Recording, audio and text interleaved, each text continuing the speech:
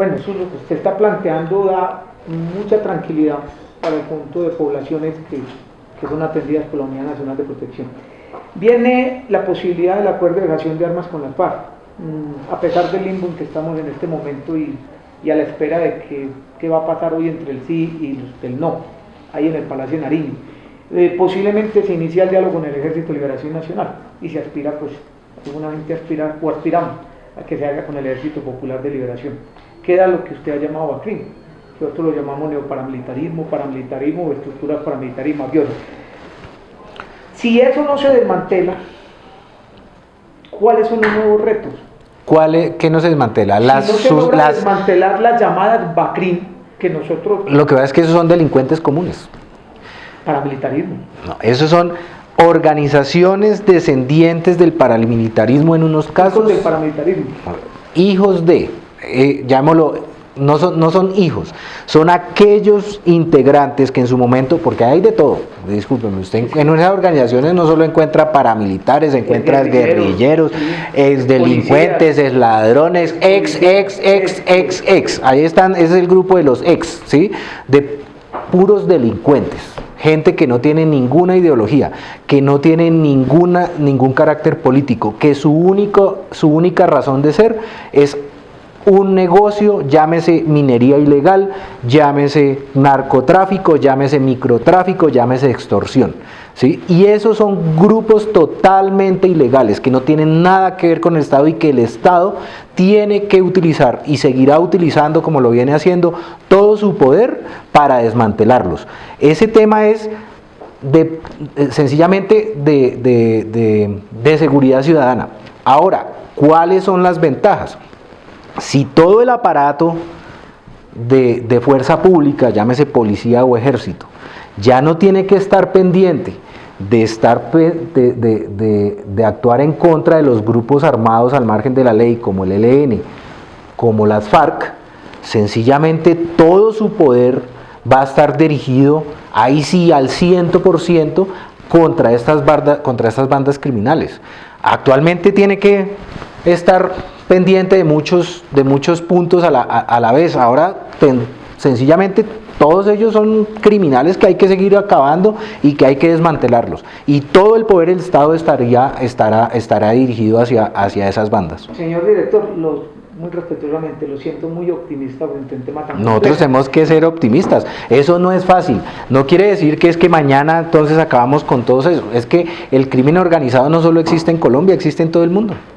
¿Sí? Lo que hay que tener es una claridad de que todos tenemos que, y eso no es una sola lucha de la Fuerza Armada, es una lucha también de la misma ciudadanía, que es la que da la información, dónde están, cómo están. Hay unas situaciones muy complejas, porque la mayoría de estos grupos se han también establecido en unas zonas muy complicadas del territorio nacional, precisamente por su naturaleza de negocio. La minería ilegal, ¿dónde está? ¿Dónde están las rutas del narcotráfico? ¿Dónde están los cultivos? Y ahí es donde están estos grupos. También están en las ciudades. Es claro, en las ciudades también están. Allá en su ciudad natal, ¿usted es de Medellín o Cúcuta? Yo soy de Medellín, pero adoptado en Cúcuta. En Cúcuta, allá en esa ciudad, en la ciudad de Cúcuta, hacen presencia urbana y rural. Claro, porque es que toda la red, pero usted conoce más que yo lo que sucede, por ejemplo, en el área urbana de Medellín y en sus municipios, pero estas bandas criminales están dedicadas a eso, porque es que de todas formas, una cosa es el negocio que hay pues en las zonas rurales, y otra cosa son los negocios que están en las zonas urbanas, el tráfico de estupefacientes, llamémoslo el microtráfico, la prostitución, la trata de blancas, la extorsión, porque es que esos grupos se dedican a extorsionar a los comerciantes para obtener recursos a punto de amedrentarlos. Entonces, pues, evidente, eso es lo que toca seguir luchando, pero la gran ventaja que tiene, como quien dice, eliminar de esta ecuación de violencia del país a dos grupos armados, pues es inmensa. Porque es que ya nos podemos dedicar el 100% es atacar a todos estos bandidos delincuentes. En su tierra de adopción, allá donde fue adoptado, está el Ejército Popular de Liberación también, creciendo fuertemente en la zona del Catatumbo. El Ejército Popular de Liberación casi que ya no es una guerrilla, es que ellos están dedicados prácticamente al narcotráfico. Una pregunta, señor director. Con todo el optimismo que tiene, ¿a usted no le preocupa esa relación tan fuerte que hay entre el crimen transnacional, lo que ustedes han denominado BACRIM, que nosotros lo denominamos estructuras paramilitares mafiosas, las bandas, esas relaciones tan fuertes que puedan torpedear la paz que va a llegar o puedan torpedear en el futuro la tranquilidad de la ciudadanía? ¿No es un gran reto el que se le podría venir a la Unidad Nacional de Protección frente a un tema ya, digamos, diferente a lo que venían asumiendo? Es lo que estamos asumiendo. Si usted me pregunta, en los últimos años ese es el reto que nosotros tenemos. La gran mayoría de personas amenazadas o que en ese momento tienen un riesgo por su actividad, ya sea como líder de derechos humanos, como víctima, como reclamante de tierras, está siendo por amenazas directas de estas bandas criminales, no por actores armados. Hay un pequeño componente que todavía tiene que ver con eso, pero la gran mayoría es por bandas criminales, o por minería ilegal, o por narcotráfico, o por control territorial de estas bandas, porque lo que ellos pretenden también es el control territorial para poder manejar su negocio. Es claro, vuelvo, insisto, si usted saca dos componentes importantes de la ecuación de violencia que existe en el país, y ahora tenemos solo nos quedan, llamémoslo, las bandas criminales, si sean 1, 2, 5 o 10, que de todas formas la naturaleza es la misma. Hablan de 14. Exacto, pero su naturaleza es exactamente la misma, son bandas criminales, ¿sí? Pues todo el poder del Estado va a estar es atacar a esas bandas criminales, y las funciones de la unidad a proteger a las comunidades y a los líderes que están siendo amenazados por estas bandas criminales hasta que se diezmen. Porque es que usted también no podemos llegar a decir que vamos a terminar como en Noruega o en Suiza, donde pues no va a haber un remanso de paz. Para eso ojalá algún día lo tengamos, pero nos falta mucho tiempo para eso, porque mientras exista el narcotráfico, mientras exista la minería ilegal, pues es muy difícil, porque ese es un tema de negocio. Señor director, nosotros hemos hablado de la presencia, y ya lo ha ratificado la Dirección General de la Policía. Extrañamente el Comando de la Policía Metropolitana de Valle de Aburrá no lo dice, pero la Dirección General lo reconoce, la presencia del cártel del Sinaloa en Colombia, y en ciertas regiones como Antioquia hace presencia en Medellín, Bajo Cauca, están haciendo presencia en Nariño, Buenaventura, Tuluá y demás. Se habla ahora de que el primer comando primero capital del Brasil también está llegando a Colombia. La gente demarcó el crimen duro que tiene en la Amazonía del Brasil y toda esta frontera. Se habla que podría estar entrando la mafia china y otros organismos del crimen transnacional. Eso podría llevar a que esa llamada BACRIM, lo que ustedes denominan BACRIM, pueda tener patrones en el futuro, jefes en el futuro, o estar metidos en estructuras más poderosas del crimen transnacional. La Unidad Nacional de Protección se crea para la protección de la gente que son víctimas y demás. Viene la paz, viene el posacuerdo, y ojalá que algún día llegue el posconflicto, el inicio del posconflicto. La Unidad Nacional de Protección se va a preparar para un posible escenario, te lo planteo en estos términos, donde el crimen transnacional entre a Colombia y esté metido en el negocio. A ver, mire, ese es un tema que compete más a policía, fiscalía, ejército. Nosotros, lo que está establecido, lo que hemos hablado, la ruta de protección, y lo que tenemos claro y nuestros objetivos son claros, es seguir manteniendo o brindándole la protección a aquellas personas que pertenecen a las poblaciones que son vulnerables, vuelvo e insisto, que están siendo amenazados. No importa de dónde vengan las amenazas, siempre y cuando esas amenazas tengan que ver con su actividad, ¿sí? Porque ese es el primero de los principios en el programa de protección. No es una amenaza solo por el contexto, sino que tiene que ser una amenaza a lo que llamamos nosotros el nexo causal.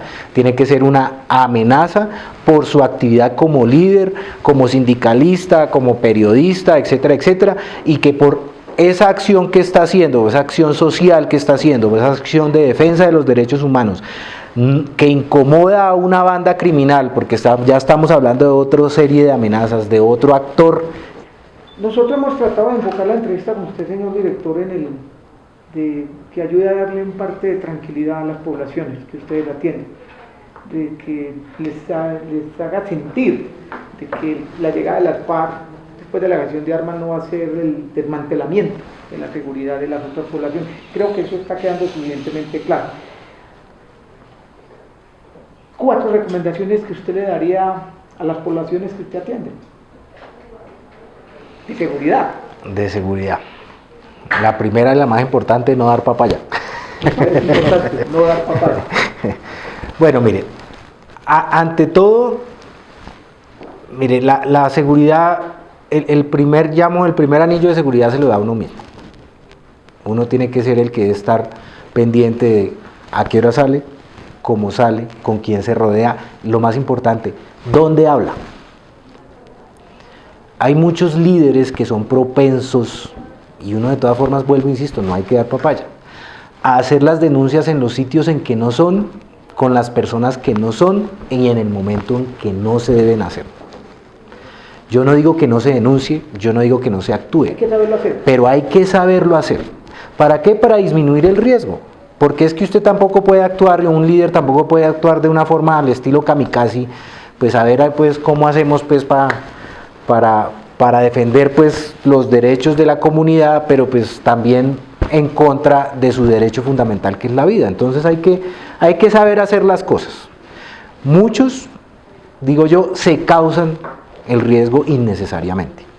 Uno, vuelvo, insisto, no quiere decir que no se haga, sino hay que saberlo en dónde se hace y dónde no se hace.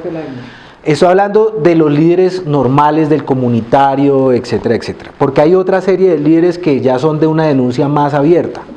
Pero ese líder que hace la denuncia más abierta tiene una ventaja y es la visibilidad.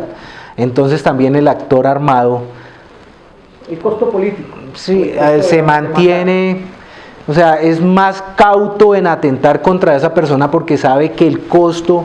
no tanto político, sino el costo de reacción del Estado por ejecutar esa acción va en contra de sus intereses. O sea, van a perseguir inmediatamente. Entonces, como quien dice, les va peor actuando en contra de esa persona. Pero bueno, uno es saber tener eso. Segundo, hacer las denuncias. La gente teme hacer la denuncia. Y hacer la denuncia directamente en la fiscalía. Y si no confían en la fiscalía de su municipio, de su corregimiento, de su vereda, etcétera, háganla en la fiscalía de la ciudad capital. Y una vez haga la denuncia en la fiscalía, pónganos en conocimiento a la unidad, esa persona.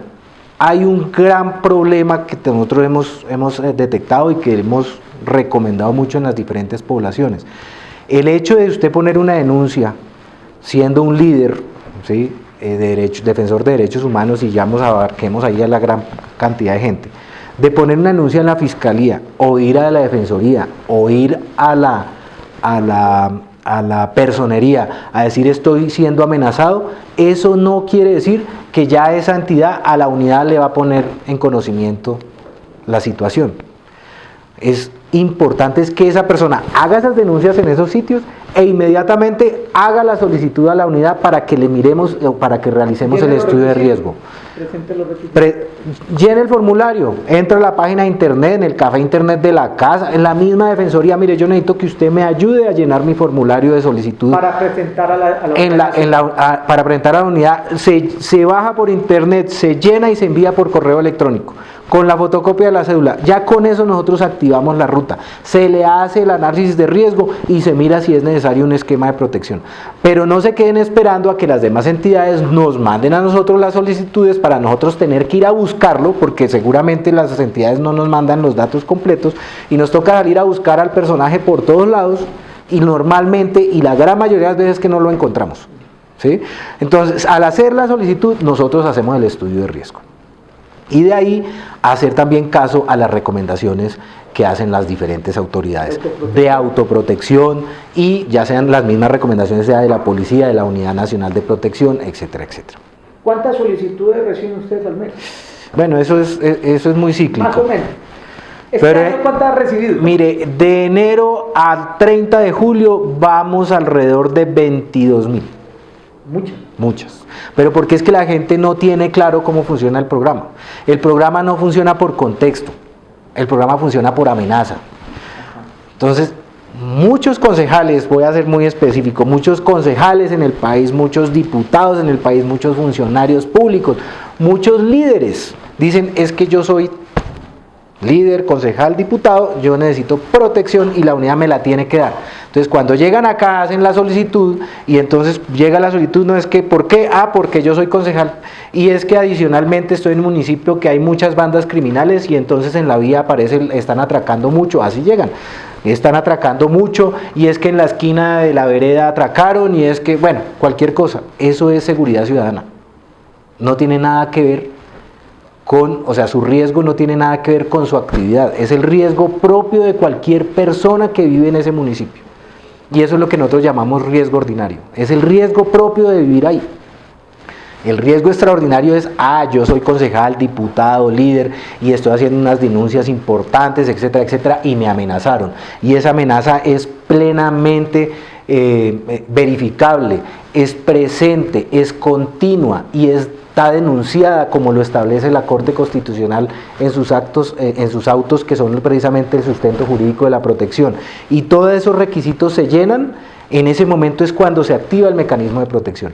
Pero el 80 o el 90% de las solicitudes de protección las hacen solo por el contexto. Porque es que deben de protegerme porque soy Pedro o Pablo o Juan, pero no porque haya sido amenazado. Y eso nos genera bastantes problemas. Un mensaje final para todas estas poblaciones que usted atiende desde la Unidad Nacional de Protección y para el pueblo colombiano en este momento. Bueno, mire, en general a las poblaciones el primer mensaje es confianza. Confíen de que la unidad seguirá trabajando, de que seguirá haciendo sus mejores esfuerzos y que seguirá prestando la protección a aquellos líderes, a aquellos defensores, a todos los integrantes de las poblaciones que nosotros atendemos, si está en vida o está en riesgo su integridad personal, por la actividad que ellos hagan. Ese es el primer mensaje. Y el segundo es una solicitud de que por favor nos ayuden también a que cuando vayan a hacer las solicitudes porque verdaderamente cumplen los requisitos para poder ingresar al programa de protección.